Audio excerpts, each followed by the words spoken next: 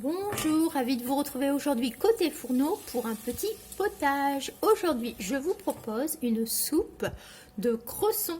Allez, c'est parti, je vous montre comment je la réalise. Ici, dans une grande casserole, je fais fondre du beurre. Alors pour moi, du beurre demi-sel. Je vais venir faire revenir une belle échalote. Alors, la soupe au cresson, chez moi, on en mange à l'hiver, au début de l'hiver. On fait ainsi revenir nos petites échalotes dans le beurre. Alors, le cresson se présente en botte. Alors, ce sont des tiges et on a ces petites feuilles comme ceci. Alors, moi, bien évidemment, je les nettoie correctement et je ne mange pas la partie la plus grosse. Je trie mes branches.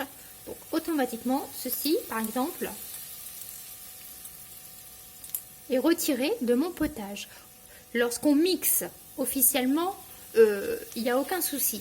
Mais niveau goût, c'est pas très agréable. Donc ici, donc, le cresson. Voici.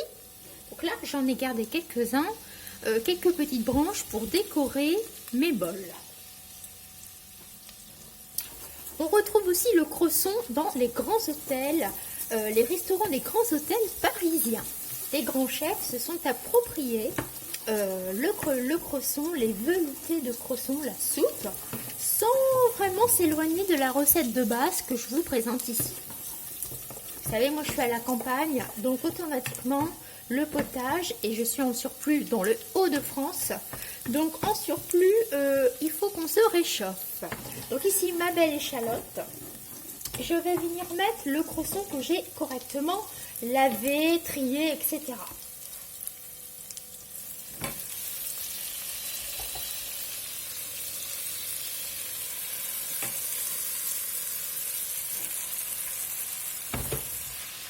Voici.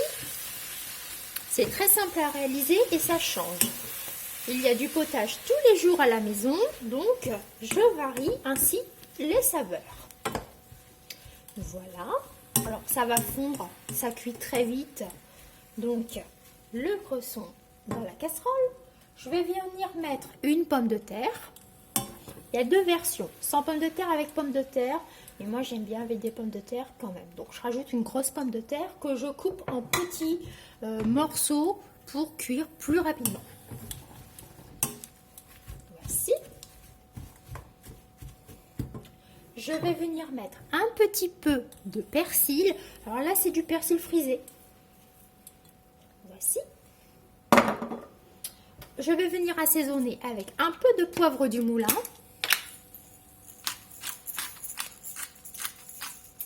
Voici. Et je couvre d'un bouillon.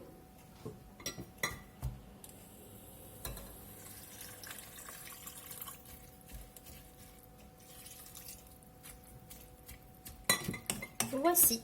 Je laisse cuire tout doucement. Je vais couvrir ma casserole. Une fois que tout est bien cuit, je mixe correctement. Et pour servir dans les bols, une petite pointe de crème. Je rectifie si besoin l'assaisonnement et quelques petites feuilles pour faire joli de cresson. Voilà donc la recette veloutée soupe de cresson. J'espère que cela vous a plu, vous a donné une idée. Et moi, je vous dis donc à très vite pour des petites recettes sympathiques. D'ici là, prenez soin de vous.